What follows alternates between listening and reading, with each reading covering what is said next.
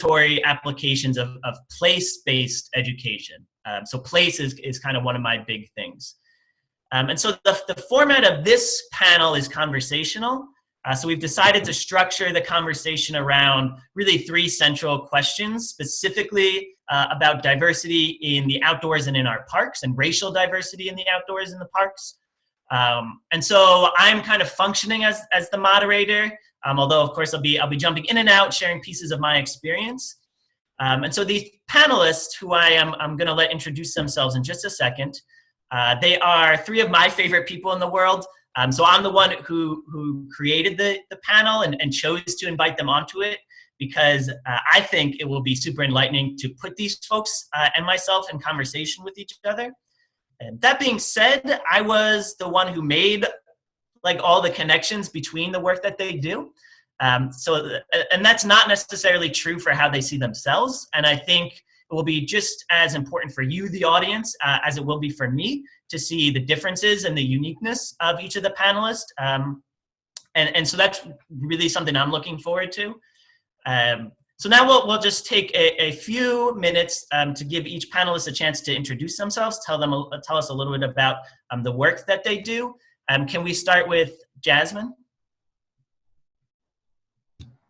Hi, good evening, everyone. Tom, thank you for inviting me here and having me here tonight, and to the Adirondack experience. Thank you for even holding a series like this. It's really important. I'm an attorney, civil litigator, and I've recently founded a company called the Hood Hikers, which is a hiking and day trip venture, which attempts to bring people from the city and from different parts of New York City out into nature in the tri-state area. And I'm just happy to be here tonight to discuss this topic. Awesome. Simone? Yes, thank you, Tom. Hi, everybody. My name is Simone. I go by all pronouns, she, her, he, him, they, them. I am a youth development expert and an anti-racist community organizer from New York City on occupied Lenape land. I facilitate workshops on racial inequity for different organizations. And now I'm starting my own startup as well called ORS, where I contract grassroots organizers and activists to have these conversations in spaces such like this. So looking forward to extending my work outside of here. I've been able to work with the American Camping Association and the New York State Outdoor Education Association as well. And currently I serve on the board of experience camps, and super excited to start this conversation. Awesome, thank you, Simone. And Neil?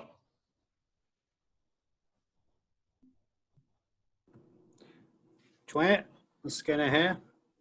Gata Dequiti Adisna Waknana Skaruda Equahea Gayadakra.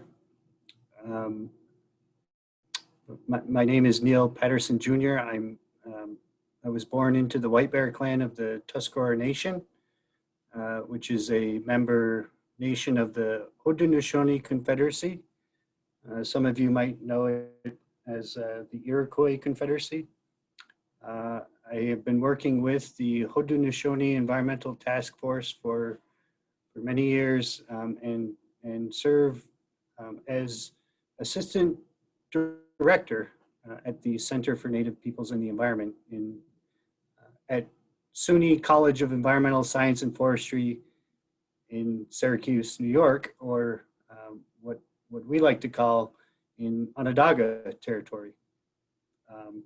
Thank you for all joining, Yawa, Scano, and greetings to all of our guests today. Yawa. Awesome, thank you, Neil. So once again, I just would like to extend my gratitude to all 3 panelists. I think it's this is a huge benefit to the world to be able to see you all in conversation with each other. So with that, let's kind of jump into our discussion. And so we will, some of us have prepared some answers to these questions. I think we're also expecting to be able to respond to each other. So we'll kind of play that one a little bit by ear. But our first question is, we really wanted to think about why right, what are some of the explanations for why the use of federal and state wilderness areas are dominated by white people, right? Statistically, by a lot of metrics, we see that the use of these areas really is dominated by white folks. And so to start this one off, Simone, I know you had a couple of slides potentially for this question. Could you start us off with those? And then we can kind of snowball off of that. Yes, thank you. So let me just quickly share my screen. So I really love this question, and I'm definitely a researcher, so I went into like my rabbit hole when it came to this question as well. And I think on the backdrop of this conversation, I think we have to think about not only why white folks are dominating these spaces, but also what prevented access for people of color. So I wanted to talk about the racist beginnings of our national parks. A lot of the conservationists of this time definitely had racist rhetoric. We have John Muir, Madison Grant, and Gifford Pinchot. Muir was quoted with using the word Sambos when referring to African Americans. Madison Grant used literature that was used by Hitler, and Pinchot also engaged in conversations around eugenics. So right there, you already know that our parks were created with the mindset of Black and brown folks not having access to these spaces. So of course, a lot of these ideologies are gonna trickle down into our national parks today, how we approach it, who has access to it, who feels welcome, etc. And I wanted to give a really short historical context, just 3 dates. This is not a lot, but I wanted to start with 1865, with the end of Jim Crow, which is a legal segregation of folks, of Black and white folks.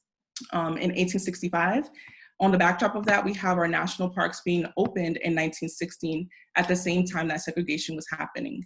So we have these parks being open with folks having to enter these spaces, seeing whites only signs and seeing lackluster spaces for folks who identify as Black and brown. So continuing this history, which is not so long ago. And even in 1945, when our parks were desegregated, a lot of these changes took years to even feel the impacts on the ground. Especially during Jim Crow, Black and brown folks, in particular Black Americans, had to face the very real fear of attacks to their bodies, to their minds in the woods. So we have this historical memory and historical trauma of what it looks like to be in these spaces, especially with the racist beginnings. And in this current context, there are myriad of reasons that keep us out of these spaces, but I really wanted to provide this context to know that there is this historical space of why folks have not had access to our national parks.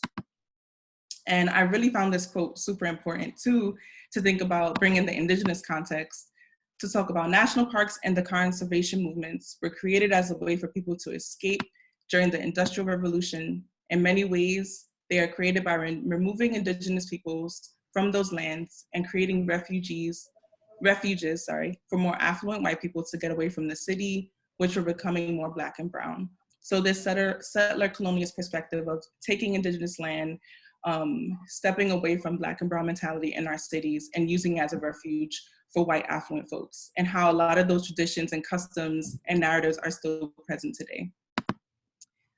Just a couple more things, the historical fear that I talked about, especially with the Fugitive Slave Act, where folks, Black slaves were actually captured in the woods, and how that historical memory is still in our bodies, and we're still trying to unlearn that now. And also representation is super key, especially with media representation. Growing up, I rarely saw Black women in the woods being represented, and if I can't see it, it's really hard for me to imagine myself in that space. Luckily, I had spaces like camp where I was able to see other folks of color engaging in this work, but without that representation, it was really hard to see myself in the great outdoors, as they call it. Also, we have to think about marketing. Are we marketing in low-income communities of color in languages that are accessible outside of English? And thinking about representation of leadership in the woods as well. Having Black rangers or Black outdoor educators is super important. And I'll pause here to let my other panelists go, but I just wanted to give that historical context for this conversation.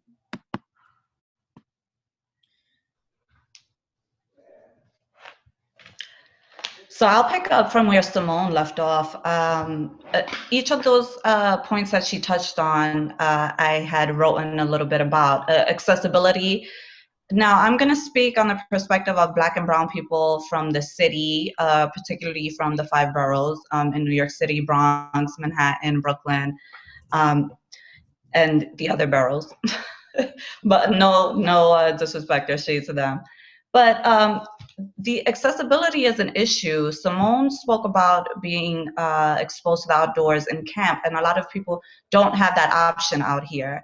And it is an issue of comfort for them. One, if they can get to the nature and to the parks, if they do have some way of getting out there, they're not comfortable navigating the woods, navigating this unfamiliar territory when there's no one that looks like them out there. And then there's the issue of their behavior. How do they enjoy the nature space, which I think we're going to touch on another question. But Simone touched on some really important aspects like media and advertising. A lot of times we're not seeing Black and Brown people in advertisements. We're not seeing us portrayed in a positive light outdoors. And so it's very unfamiliar to us. And then that also is the underlying issue behind the stereotype that a lot of people from the city, when we tell someone, hey, we're going hiking, we're doing this, we're doing that, oh, that's white people stuff. Like there's an actual stereotype that is what white people do, and that Black and Brown people do not enjoy these activities. And so we have a lot of obstacles and barriers in the way, and that cause these areas to continue to be dominated by white people.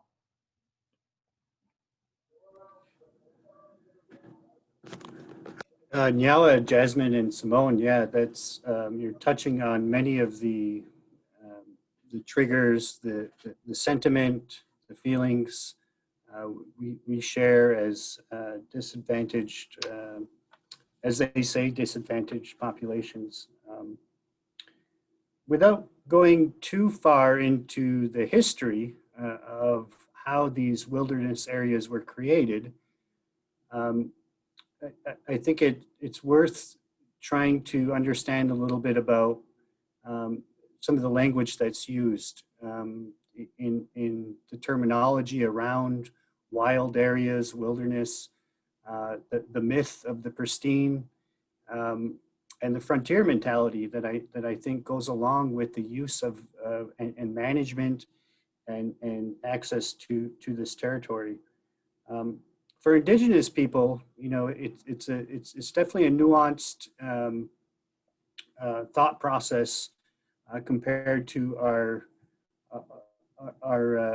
other brothers and sisters of color in the world. And I would say that, you know, one of the things that comes up the most in our communities is, as Simone mentioned, the sort of the stigma associated with, well, that's what white people do, but also this land, these wilderness areas are directly linked to the dispossession of that land, of those places, especially when you look at national parks in the American West, from Indigenous people taken by the United States or their colonial allies. And I think that's a hard thing to do, is right to think about returning to a place that has been taken from you. Not only in terms of just the historical trauma, as Jasmine and Simone have mentioned, but also just in terms of how you relate to that place going forward, right? This notion of wilderness, of the wild, ironically enough, is often associated with this fanciful notion of what it means to be Native American. We see this all over in national parks out west, where there are indigenous words and languages being used to give visitors the sense of a pristine wilderness area. And I think this theft of intellectual property that occurs in wilderness areas goes hand in hand with just a complete ostracization of Indigenous people from their original territories. So again, without going too far into history, I think that's worth maybe another webinar to think about Indigenous dispossession of territory and its psychological and social and economic impacts on today's Indigenous peoples. But for now, let's just say it's really hard to return to a home that's been stolen from you. Thank you, Neil. Thank you for that perspective too. I really appreciate you sharing that. And it really hit me to hear you speak on it, so thank you. And Jasmine, I wanted to also speak to what you said around access and representation, and the fact that in my reflection now and thinking about all my experiences with the outdoors, with hiking, with nature, have been in proximity to whiteness. So the ability for me to go to camp when I was younger was because I was able to get on scholarship from someone who was more privileged than me. The fact that I'm currently, like, when I do go to the woods now is because of my proximity to white folks and my relationships and what that looks like. And even when I did go to the great outdoors, as they say, it would always be led by white men in particular. So always knowing that I'm a passive participant instead of an active participant in these spaces too, and how that impacts my view of it. And the way that perspective shifted actually was when I went on one of your hikes, which I hope you get to talk about, where you were the first Black woman who took me into the woods. And imagine having that as a young person, growing up with the innate love for a love of nature in my own neighborhood and outside of it, what that would have done for me and my relationship to the outdoors. So thank you for bringing that up too. Thank you so much for saying that. That was really impactful. I mean, that's what we really want to do with the Hood Hikers, is to give these kids an opportunity to be in nature and be themselves in nature, and have a safe space for them to experience it on their terms without having to be triggered by the people who are in charge around them. Awesome. So these are all fantastic points, and I'll kind of make my point as a way of shifting us into the second part of our discussion and the second question. Right. So there is, Simone and Jasmine, I feel like we're both saying really important things about, like, wilderness has impact on urban development, really. Like, there's a relationship that between these things that's grounded in, like, when we value one thing, that has implications for the thing that's opposite it, right? When we value wilderness, that means something for urban development, and it's had impact on policy. And I know Jasmine and Simone talked a ton about safety and accessibility, because it's, these barriers are really, they're more than economic. I mean, it's really important to address economic reasons why folks can't get out into the outdoors. But it's more than that, right? The safety, there's a sense of safety and values involved there. And then Neil brings up this fantastic point, which is just that some of our most beloved wilderness parks, Yosemite, Yellowstone, some of these big ones were literally created via the removal of Indigenous folks, right? So to construct wilderness, so we had to kind of construct wilderness in these places, you had to remove people because wilderness doesn't have people in it. So that means that wilderness is kind of a myth in this way, right? Which really reminds me of something that Jasmine said, which is, like, there's a stereotype that among folks of color that some of this stuff is white people stuff, right? And although that's can be a problematic stereotype, perhaps some of this stuff is white people stuff, right? Perhaps some of this wilderness stuff comes from a set of values that aren't universal. And that's kind of what we wanted to spend the rest of the conversation talking about. So our second question is does racial identity impact relationship to the outdoors? So I'll let anybody who wants to answer that one first. Go ahead. So I'll begin there, and I'll just jump into, again, how it's kind of a two-pronged thing. It's racial identity, and it's also cultural, because, under your race, you're going to have different cultures that do have different relationships to the outdoors. For instance, me being Puerto Rican from the Bronx, my relationship with outdoors, even though I may not see others that look like me out there, may be different from a Black American person, which may be different from someone, an African immigrant who's now in the United States. So it's kind of, it overlaps with your culture, but absolutely it impacts our relationship because Black and brown people overall at the moment have kind of a like awkward new dating phase relationship kind of going on right now. Like we're starting to get back into it, and we are bringing the attention and focus on how do we get more Black and brown people into the wilderness. But it involves a lot of different steps. But it does impact our relationship in as far as our comfort in nature, as far as what we enjoy to do outdoors. Maybe it might look a little different from us. For instance, when we went hiking for the Hood Hikers, we're out there, we're dancing, we're singing, we're being free. We're letting our inner child free because we can't do that in the rat race of New York City every day. We have to be stoic, we have to be vigilant, we have to be on guard. And when we are out in nature and we feel safe, we're able to let all of that go. And I can't speak to how, other racial or how white folks enjoy the outdoors.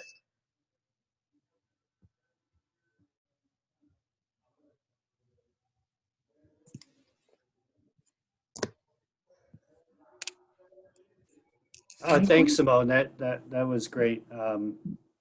And trust me, I've been there with a group of Native young people, and feeling conflicted at times because there were white folks around us who were there to enjoy a particular brand of, as Tommy says, wilderness, a brand of whiteness, with a serene, quiet atmosphere.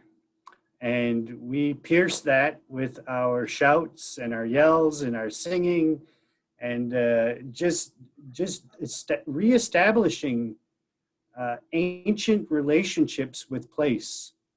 And it actually, at times, has caused me to think, well, is this what we did in the past? Were we this loud? I don't know. But I would want to respond to this question by really saying that it shouldn't matter. There should be no difference, because many of the teachings that we have as Indigenous people on Turtle Island talk about this as a human right?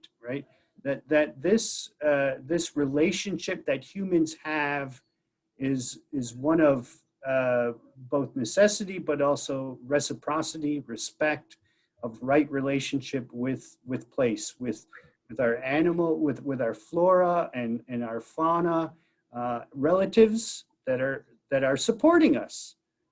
All people, regardless of identity, depend on the earth, right? This is what is sort of taught in basic science, and yet we continue to create a commodity of land and to create a commodity of these plants and of these animals. And I just would stress that all human beings are people of the earth. And that's what we need to be thinking about in our larger relationship. Oren Lyons, who's a wonderful teacher and mentor of mine, has many times said, how do we teach 7 billion people, soon to be 8 billion people, about their relationship to the earth, right? So he doesn't say, how do we teach one race or another? It's this notion that that human beings were given everything that they need to thrive on this planet. And it's our goal to think about how we do that. Thank you. I'll jump in here. So I definitely think that my racial identity impacts my relationship to the outdoors. And I know in a later question or conversation, we'll talk about the ways that it does so positively. But for me, I'll talk about the ways that it negatively has impacted me. I think we have to talk about how whether, even though Jim Crow is over, there is still this lingering sentiment of a whites only narrative when it does come to the woods. And it shows up definitely when I'm out there in different spaces. There's a consistent fear in the back of my head of racially motivated attacks.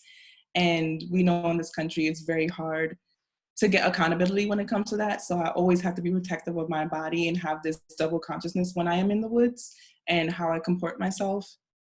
I also have to be super careful to kind of code switch in a way where I don't bring attention to myself, where I don't bring attention to the point where I have to have any kind of interaction with the state and law enforcement, with the rangers in particular who are overwhelmingly white, because that can be a super triggering experience.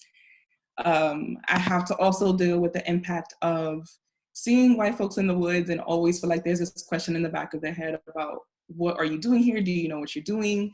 Also being mindful of the gear that I'm wearing, if it's not up to date, if I'm wearing just regular sneakers and jeans and a shirt and hiking, that perception of my knowledge and space in the woods as well. I have to constantly think about how I feel like an imposter in the woods because I didn't have access to adequate outdoor education from very young. So not being able to name a tree or a mushroom or a particular species in the woods, making me feel like I don't belong there and that I don't have access to this knowledge of nature that I'm in. Always being like a passive learner, questioning myself when I lead. It's a very different experience when I do go out, especially as a Black woman, and only really truly feel safe when I am in proximity to whiteness, when I am in the woods. But I do want to start switching that narratives, and I've been extremely impacted by folks like Jasmine who are leading hood hikers or outdoor Afro, and having these all Black spaces where we can go out and have a space of healing, of accountability, of seeing ourselves in these leadership roles. So I want to step away from this narrative as a victim of the outdoors and reclaiming that it is my right to be in this space, that I can feel comfortable, that I do know what I'm doing, whether I'm just hiking or not, like that is enough. And yeah, I'm really excited about the future of these conversations and how we make all folks of different intersectional identities feel safe. For me, because I've had access for so long, that I've gained comfort. I know how to walk to the side. I know how to speak to folks in the woods, which is something I shouldn't even have to do. But how do we make space for my family who comes from a low-income community who doesn't have the same social capital that I've had from very young to be comfortable in the woods too? So until we get to that space that we can bring in all folks with different intersectional identity along race lines, class lines, disability, gender, etc., then we can't do that. I think the future of our parks depends on us solving this issue. Cool. So I feel like we're chomping at the bit for our third question, and we're kind of mixing it in there. So I think we'll kind of move in that direction. But I'll just respond a little bit with some of my perspective, and actually, really, this is a piggyback off of what Simone said, and really off of what Simone does, because Simone and I met over a decade ago working at a youth development organization for youth living below the poverty line in New York City and Madison County, New York. And so as like the wilderness person there, as one of the big wilderness people there, I feel extremely lucky to be in that situation, that I really never had like a classic, a more traditional outdoor education experience as an outdoor education leader, because it really questioned me. These youth in particular have really forced me to question my values when it comes to the outdoors. But I'll share one quick thing. Simone was talking a lot about like safety and even how microaggressions in the outdoors can really compromise that feeling of safety frequently. And our youth get that all the time, even from folks who are, actually mostly from folks who are super well intentioned, you can say, right? So they're very excited to see Black and brown kids in the woods. They're excited that we're there. But we encounter a lot of folks who assume that this is their first, that this is our youth's first time in the woods, and they kind of enter this role, and their language very much dictates or comes from this place of gatekeeping. And I know I've definitely done that as well, particularly when I started working for this organization. I was kind of a gatekeeper for what, right? And really for some of these wilderness ideas.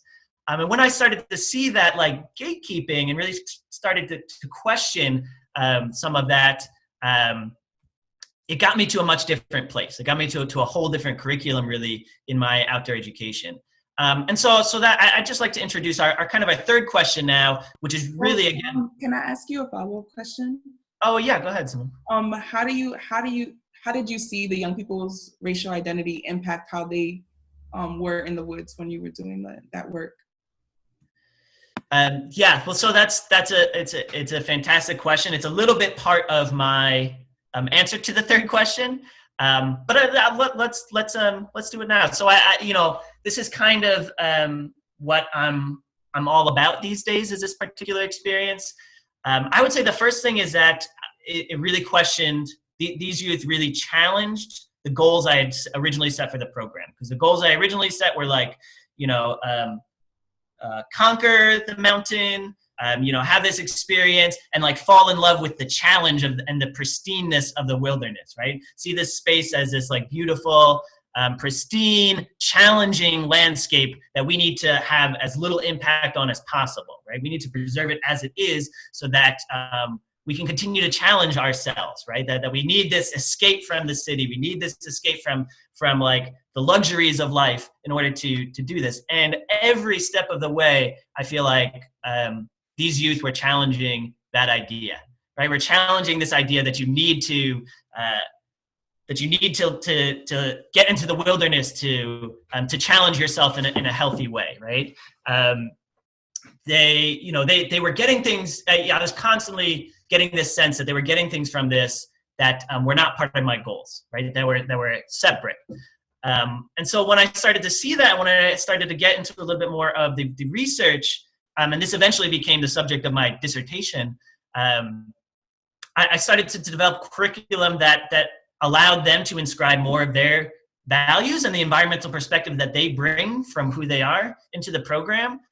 So we started talking a lot more about kind of the myth of wilderness, right? The removal of indigenous folks. We started talking about environmental justice. We started talking about inequity in the outdoors. And I think that frame, especially justice, is something that's missing from a lot of outdoor education curriculum and just the outdoor industry up until very recently. The last few months seems like it's exploding the notion of justice. And so once I started putting that as a value into the program, I started to see the youth respond a lot more to that. Once justice became like a goal or an objective of my program, then youth started to meet my goals and objectives, right? That was a value that was missing that really needed to be there. So that brings up, going into our third question, do white people want something different from the outdoors than other folks? And do white folks marginalize others by enforcing these values? Hi, Tommy. I'll start with that, and what I would say is it's really not the question of do white people want certain things. It in fact is the reality that white people have certain things. White people have complete control and access to well over 90%, if not much closer to 100%. I don't have the statistic, but it would be interesting for this Adirondack Diversity Initiative to do a little analysis and to really look at land ownership in the Adirondack Park. We look at the work by Leah Penniman at Soulfire Farm and other folks in the BIPOC community who are saying, listen, this is about re-examining the true story of these places, of this land. And boy, this was my first experience, and I just want to share a couple of quick photos because it happens to be actually the 10-year anniversary for me of one of the first experiences that I had in the Adirondack Park 10 years ago. And this was one of our first trips up in the Eastern High Peaks Wilderness, bringing young Native youth, young Haudenosaunee people from across the state to a place that was that had a lot of rules and regulations. This was a reacquaintance. This was an act of revival, cultural restoration, if you will, to place our boots and our feet on the ground that our ancestors once walked.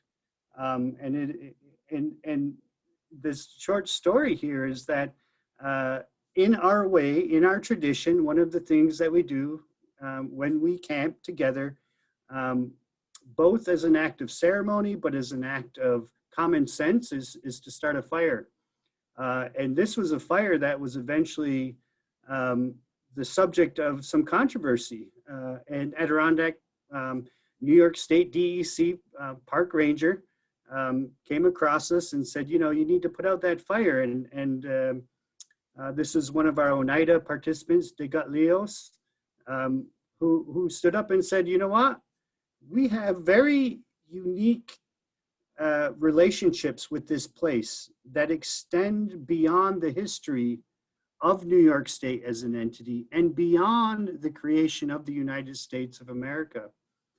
And we were able to really talk with this person, who again was a white person, and to try to share in our way our relationship to the land.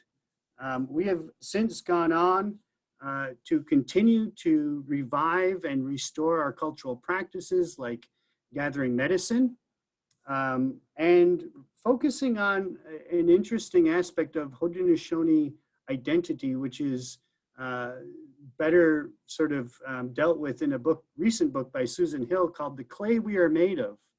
And it is really about our relationship to territory, to our human and non-human relatives in these territories as one being of one family, right? Being of one human family across the land, and the really unique importance of clay and about the ground that we are standing on.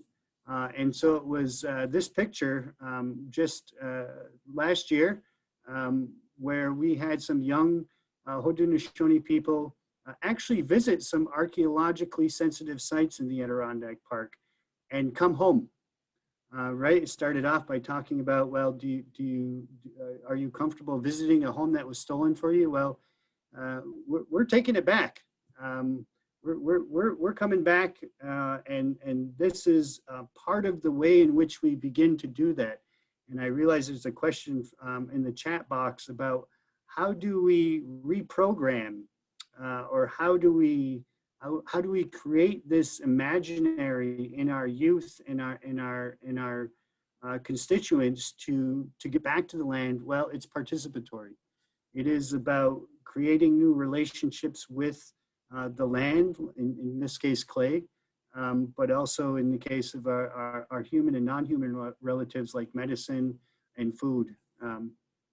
So I hate to turn that question on its end, but I do think it's worth saying, you know, white people have what they want right now. And there's a change that is coming. And hopefully we see that expressed, not in terms of just education and management, right? Because that's always the issue. Well, if we invite everybody up here, there's going to be overuse and there's going to be this negative impact. And how we handle that is through education and management, right? We develop management plans that say you can't build a fire, that you can have a group size of only 8, that horses are allowed here and ATVs are allowed here, but humans aren't allowed here. That is coming from a worldview. That's coming from a mindset about what land means to people. And that is what ultimately needs to be shifted. Neil, that is that's all fantastic point. And we kind of set Neil up to say that. We kind of structured the question for that response. And I think it was said so beautifully. Neil also brought up one of the audience questions, which I would actually like to introduce now. I think we can start weaving in some of these questions now that there's about 15 minutes left.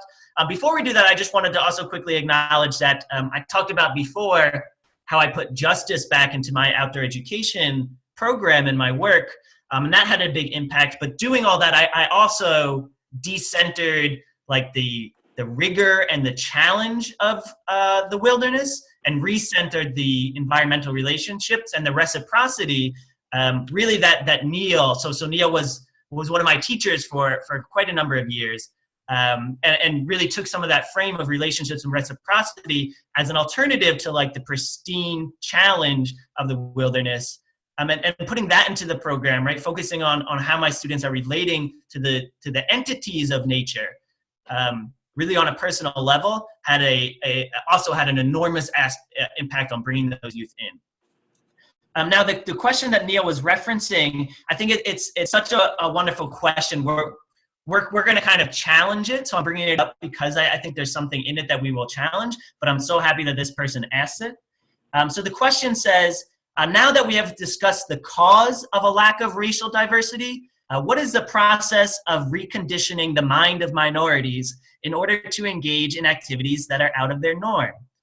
And the reason I'm saying I think we're going to challenge this question, or maybe challenge a premise of this question, is because we really, when we were talking about the framing of this discussion, we said we wanted not to focus as much on what folks of color were not doing, and more focus on how white folks were not, or were marginalizing other people, right? So it's not about we wanted to focus less on reconditioning or reprogramming, as Neil said, because one of the premises is that these values are there, right? They need greater instruction, they need education, but these diverse perspectives on the environment beyond the ones that we use to govern the wilderness parks are there, right? They're there in our cities, they're there in our nations, they're there in diverse communities. And we kind of need to support them. So I'll throw that question out to the other panelists, which is again, this individual said, what is the process of reconditioning the mind of minorities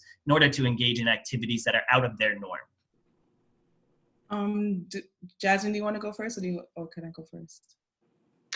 Yes, so I'll just speak really briefly because as Tom was saying, I don't necessarily think that this is against our norm. I mean, I wanted to touch on even our historical relationship with land. We have more of an honoring relationship with nature.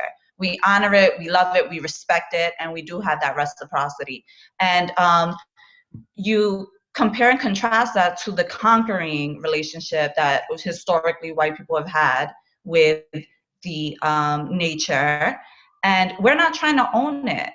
We're just trying to enjoy it, enjoy its health benefits, and just, coexist with nature and protect it because it protects us. But it's a myth that Black and brown people do not want to be in nature, or this isn't things that we do. That's a myth, because I'm taking people out there all the time and they love it. But go ahead, Simone. Thank you, Jasmine, for laying that foundation.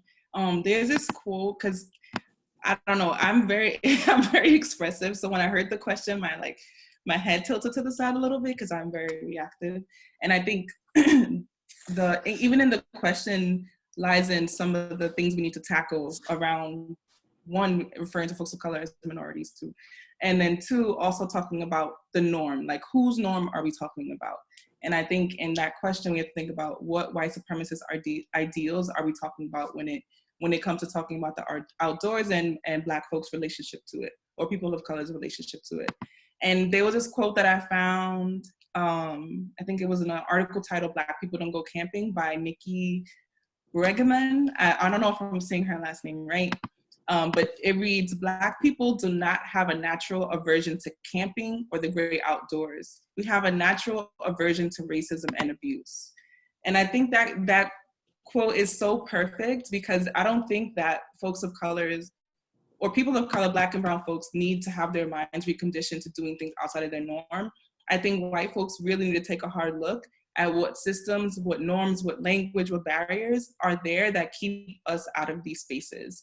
Are we making sure that there is access to these spaces, that there are free shuttles, that there are marketing in low-income communities of color, that there's diverse leadership who can spot the blind spots that are happening in the outdoors? Do we have exhibits that are dedicated to people of color and their history with the land?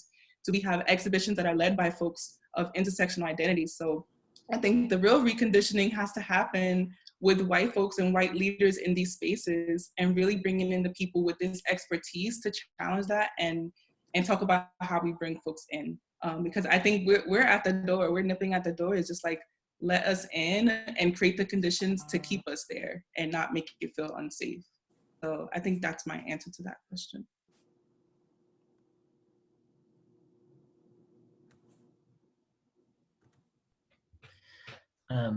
I think that was extremely well said, Simone. Any other, from the panelists, any other things that you wanted to say around this question of, you know, do white people want different things, and are folks of color marginalized from their relationships?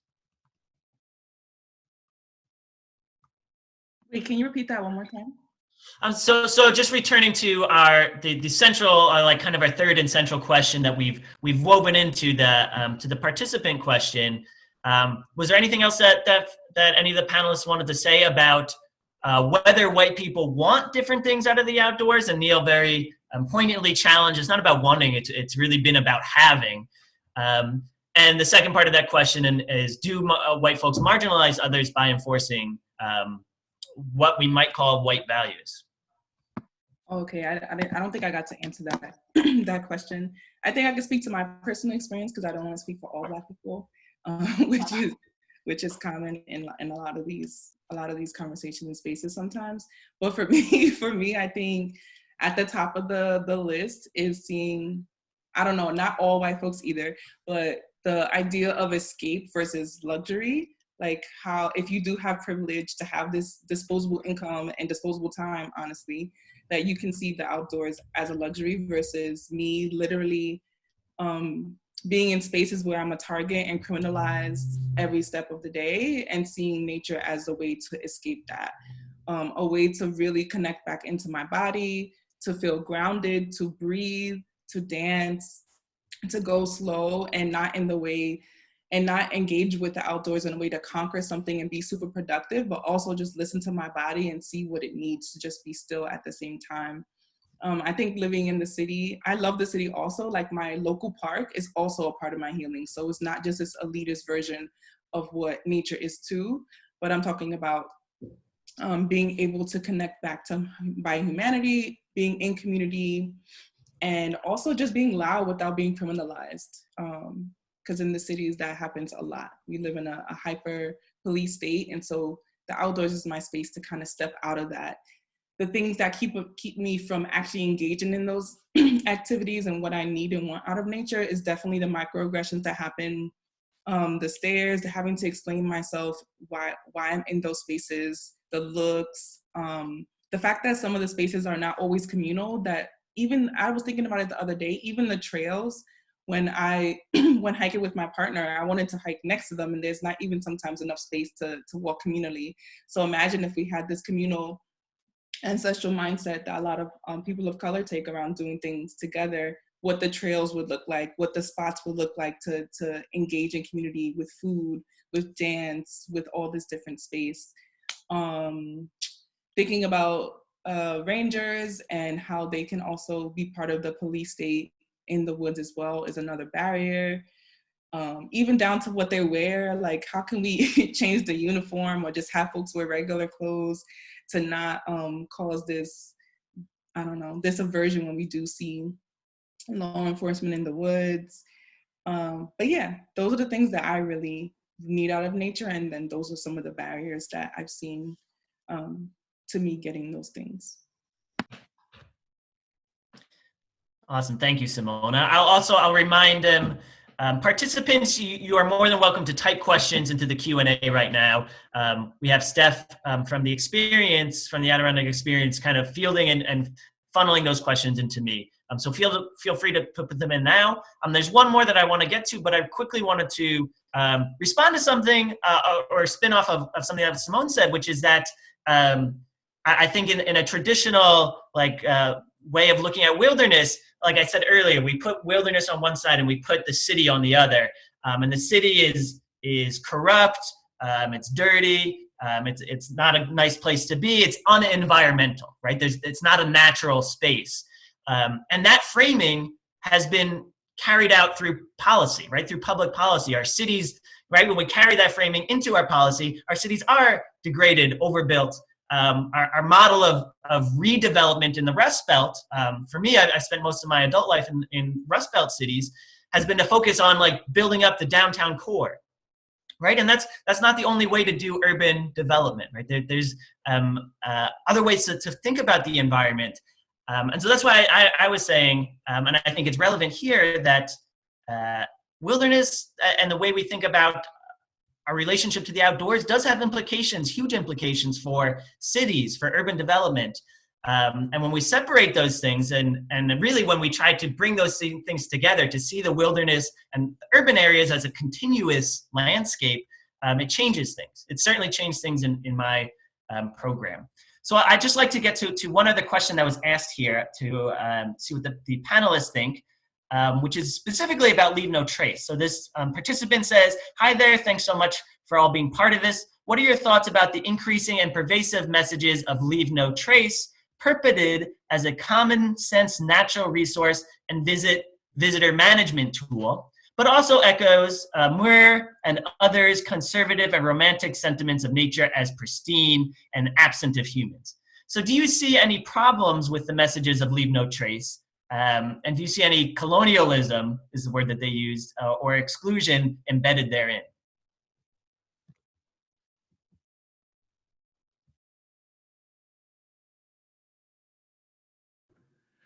I'll just begin. I'm in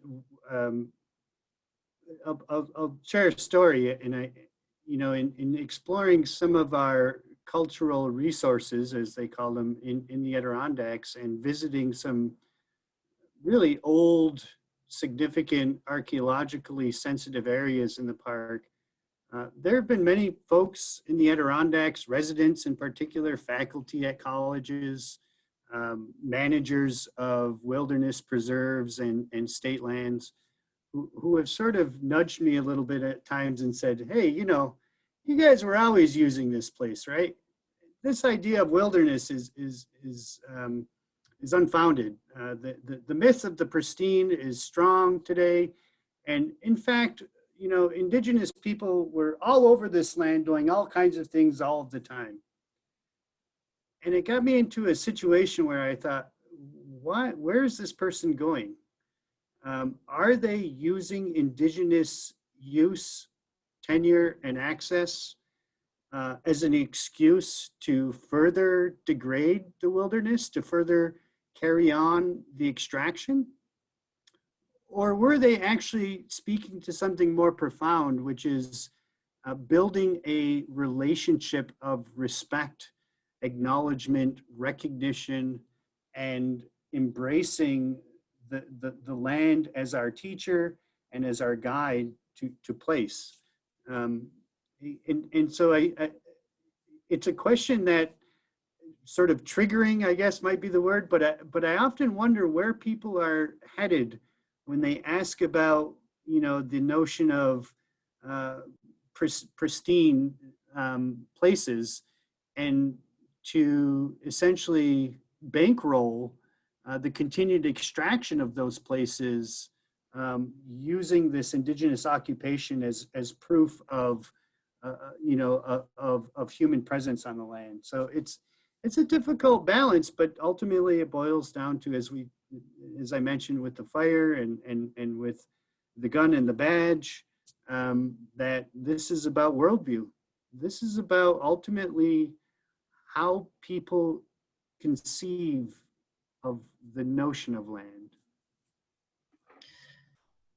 Thank you for that, Neil. And I feel like that was so well said. And there's a challenge to me in there. There's a challenge of some of the things, just a little bit of a challenge of some of the things that I've been saying, which Neil has always been very, very good at challenging me and giving me great questions. I'll also, along those lines, I'll respond to this question, which is that I stopped teaching Leave No Trace for exactly the reasons that this participant said. But what I found, kind of like what Neil said, or kind of off of some of the ideas that Neil put in my head right there, I found that I really still teach a lot of the same practices when it comes to Leave No Trace. I just frame them differently, right? Instead of framing them as we're having no impact, I frame it as we do this out of a sense of respect, reciprocity. So a lot of the actions are still the same, is what I'm finding at this point in my life, but the framing is different. The language is different. So we have about 1 more minute left. Did either of the other panelists, Jasmine or Simone, want to talk about Leave No Trace? Yeah, I actually want to make a comment as to what you said regarding reciprocity, because I look at it the same way when I'm out there hiking and I tell people, if I see litter on the trail, I pick it up. And it's because when we're out there, we are taking from Mother Nature, and that's our way of giving back to it, is keeping her clean and, well.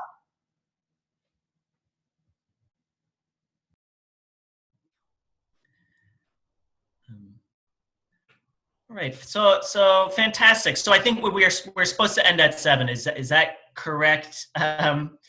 Adirondack Experience folks.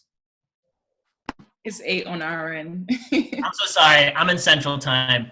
8 on your end. I think yes. Okay, great. So we're going to close it out here. So I think there was a lot of stuff that came together. There's still some loose threads. There's a lot of food for thought for me in this, and I hope you are also getting some ideas to think about. Thank you so much for joining us. Again, all of this will be archived on the website, on the Adirondack Experience, Black Experience in the Outdoors, or Black Experience in the ABK website. So look for more things coming down the line, and thank you all for joining us. Panelists, anything else you want to say as parting words? I would just say this is the start of the conversation, and I'm looking forward to having more. And if you want more conversations with me and your organization, please check out ors.com, or you can email me at ors@gmail.com. It's OAAARS@gmail.com.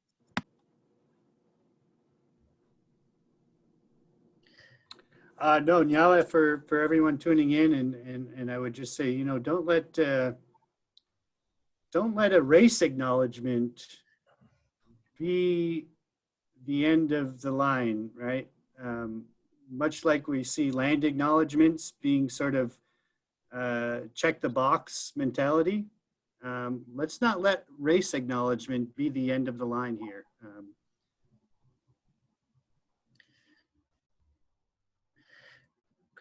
Great parting words, right? This is more than just acknowledging privilege. This is about changing. Great. So we'll call it there. Thank you all so much to all the panelists. That was fantastic. Thank you, the Adirondack Experience and the Adirondack Diversity Initiative. And yes, so talk to you later.